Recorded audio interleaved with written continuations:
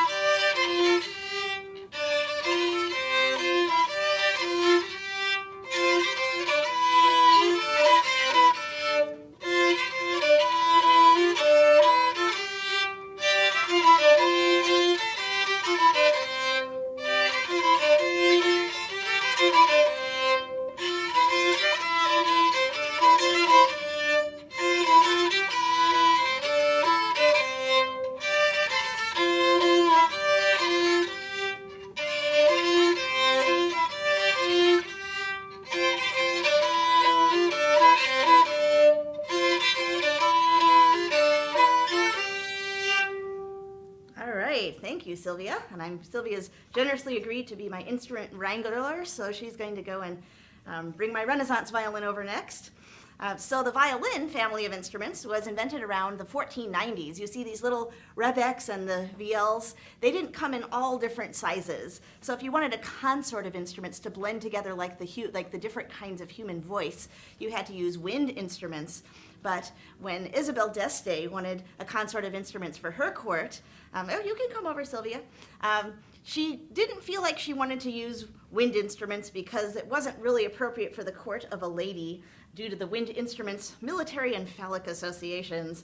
So she decided to commission the best string instrument makers to create a new family of instruments that would come in soprano, alto, tenor, bass, etc. And so they came up with the violin, which blended aspects of the viol and the rebec. And so the violins, like I said, came around about 1490. The rebecs lingered on till the middle of the 1500s, but as sometimes happens in the animal kingdom, when a superior species comes on the scene, then something that's not as flexible tends to die out. But the rebecs, of course, still fun to play music that was written for it. And here is a Renaissance violin. Like a baroque violin, it has a shorter fingerboard, a shorter, fatter neck set on a less steep angle, but it's a little different than the baroque violin because its neck is even shorter and the bass bar, the vibrating parts inside, are even lighter. And it has 4 raw gut strings, whereas by the time of the Baroque, they were wrapping the lowest string in metal.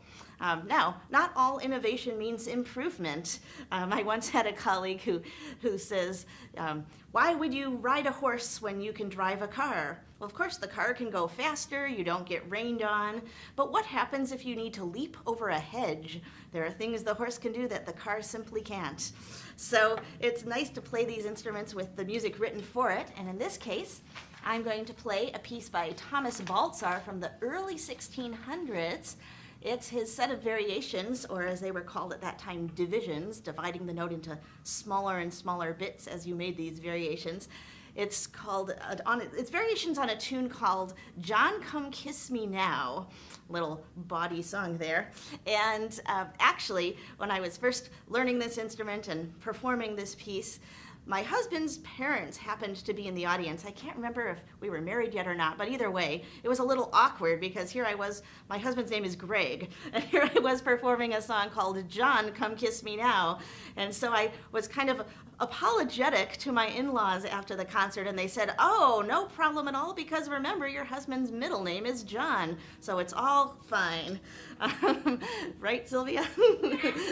So anyway, you know, it was interesting to learn how to play the Renaissance violin because it's held down on the arm, and we know about this from iconographic evidence, meaning paintings, drawings, carvings, all those kinds of art. And if you have enough quantity of images from the time, you can really start to pick out what the standard characteristics were that seemed to go across all of these images, and then start to physically recreate that. And in fact, David Douglas, right here in Chicago, was the foremost researcher and performer who really recreated and brought to life the old Renaissance violin style. And I was so lucky to get to train with him.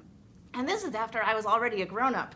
So I thought I was a pretty good violinist. I mean, I could play the 24 Paganini Caprices in a single evening's concert. I thought I had all the technique I needed for the rest of my life. And then I started trying to play the violin on the arm, and I was like, oh my gosh, I don't think I sounded that bad in first position even when I was 3 starting violin. It was really pathetic, and it took me quite a while to get used to this totally different technique, because you have to lean your hand against the fingerboard, doing actually the opposite of what you're supposed to do when you normally play the violin and keep it away. You actually have to purposefully collapse your wrist. It feels very naughty somehow. And then when you shift, you actually don't shift. So if you're going from first position to second position, you simply kind of change the angle of your fingers. You can even make it to third without your thumb leaving first, which again is an absolutely forbidden in modern violin playing. And of course, most importantly of all, drawing a tone with a totally different relationship to gravity of the bow arm. That takes a lot of getting used to, the swing of the elbow. And that's why we do it on the arm. It's not that they were too ignorant to know that it would be easier to play the violin up on the shoulder. But it's really just a question of what kind of sound does this style of music want. And using the exact same equipment, you can see it's a very different sound up here versus this. And And so even though it's more inconvenient for the left hand, you gain so much from what the right arm is able to do that's why it's worth it to practice all the hours necessary to be able to play down here and bring this kind of music to life. Now, Baltzar was the foremost virtuoso of the early 1600s, and he would actually shift all the way to 7th position. And now if you shift way up here, how the heck are you going to get back down? Because there's nothing holding your poor violin steady while you move your hand, because your hand itself is holding it. So you literally have to drop and catch your violin, which feels super, super scary the first 500 times you do it. But luckily I'm used to it by now, and logically it's not going to fall, but boy does it feel frightening at first. Okay, well here is Thomas Baltzar's variations on John Come Kiss Me Now.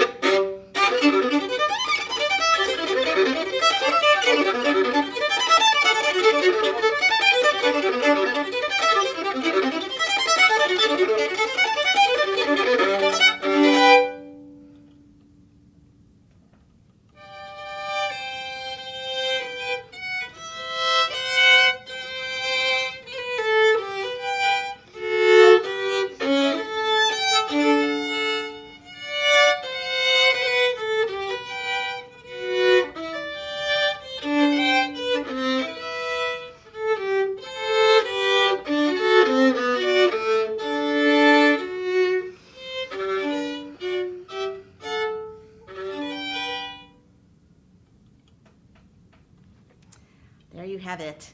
Variations on John Come Kiss Me Now by Thomas Baltzar. And Sylvia, if you could take away the Renaissance violin, that would be great. And we're going to move on to the Baroque violin. And it's interesting, most people, of course, play modern violin and then go backwards to Baroque violin, but I feel like my understanding of the Baroque violin really transformed once I was coming up from the Renaissance violin. So we're going to still be in the 1600s for a minute longer, at the very end of the 1600s, with a work by Johann Paul von Westhoff, who wrote a set of 6 multi-movement suites for unaccompanied violin, which had a lot of multiple voice writing. Way back in 1696, 24 years before Bach's sonatas and partitas, and they are definitely one of the shoulders on which Bach stood. And beautiful music in their own right, for sure. And sadly, now that I'm going to be playing on the shoulder again, I have to take out my dangly earring, which is one of the fun things of playing on the arm. So this violin is my Nicolò Gagliano from 1770, the very end of violins being made in the Baroque way.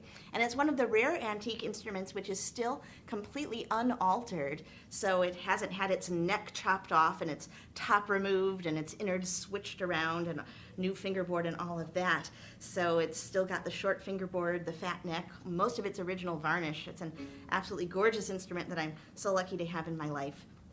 And here we have an earlier Baroque bow, more of a 17th century style. I'll very quickly play for you a few notes with that and my high Baroque bow, because you can see that, you know, a lot of the 17th century art music for violin, the early Baroque repertoire, would say that the soprano voice, if there weren't a lot of double stops or whatever, it would say it could be played by a violin or a cornetto, which is an ancestor of the trumpet shaped like a boomerang, covered in black leather, very cool and unusual instrument.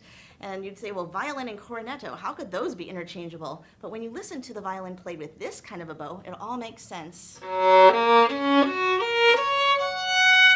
And then here's the high Baroque bow, which you can hear is richer and more complex.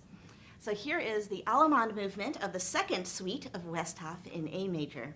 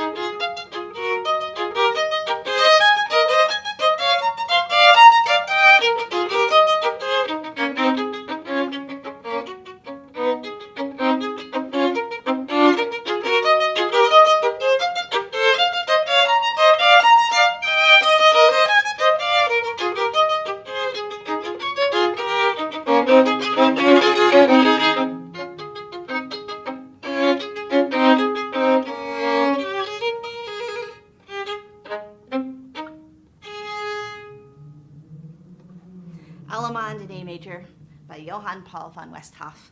And I'm going to finish off with a piece written after the Bach sonatas and partitas by the great Italian virtuoso Pietro Locatelli. He had written 12 violin concertos that he rather, what's the right word? He called them the art of the violin, which was pretentious, that's the word I was thinking of, but justifiably so. Nobody before that had ever done anything quite like what Locatelli came up with. So his 12 art of the violin concertos each feature a first movement cadenza and a third movement cadenza. that he always called caprices. So 12 concertos times 2 caprices per concerto. These were the original 24 caprices. And each caprice focused on one or maybe 2 different kinds of techniques and really fully explored them. But then in 1737, he wrote a set of 12 sonatas with continuo accompaniment, cello, harpsichord, or whatever you had on hand. And these sonatas were, normal 4-movement sonatas, all with the bass line, except for the last movement of the last sonata, where he decided to write kind of a bonus caprice. I often refer to it as caprice number 25, but it's the last movement of sonata number 12. And unlike his concerto caprices, in this caprice, Locatelli kind of does a little bit of everything. Like, okay, here's 2 measures of tenths. All right, here's a little bit of flying staccato. Okay, now we're going to go as high as we can up the fingerboard. Actually, he goes all the way off the fingerboard, which is pretty crazy. And if you think about it, 1737, this is about 80 years before Paganini's caprices, and Locatelli was already doing all this stuff on the Baroque violin. So here is Locatelli's Caprice number 25.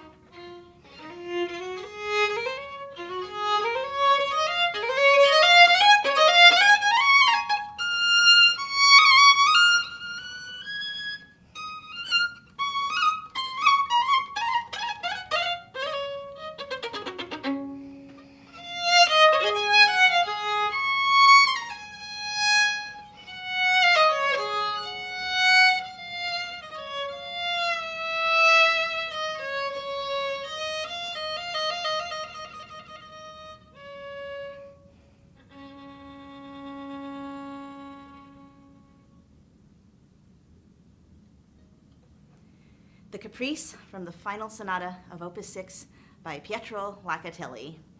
I'm sure you're going to have lots of questions like, there is no chin rest. Those weren't invented until 1800, many decades later.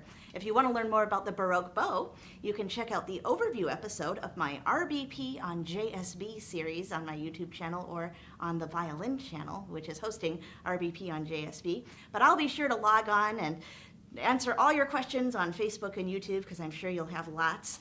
And the violin, the Baroque violin, I think will be returning to the series on Christmas Day as part of our Christmas episode, doing a little bit of the Corelli Christmas Concerto. So thanks so much for watching. If you want to know what's going on with this series, as well as all my other performances, my tour dates page of my website has now been repurposed to showing everything I'm doing on the internet, so you can check that out. Next week for this show, I'll be playing some of my favorite classical music inspired by American fiddling. See you there.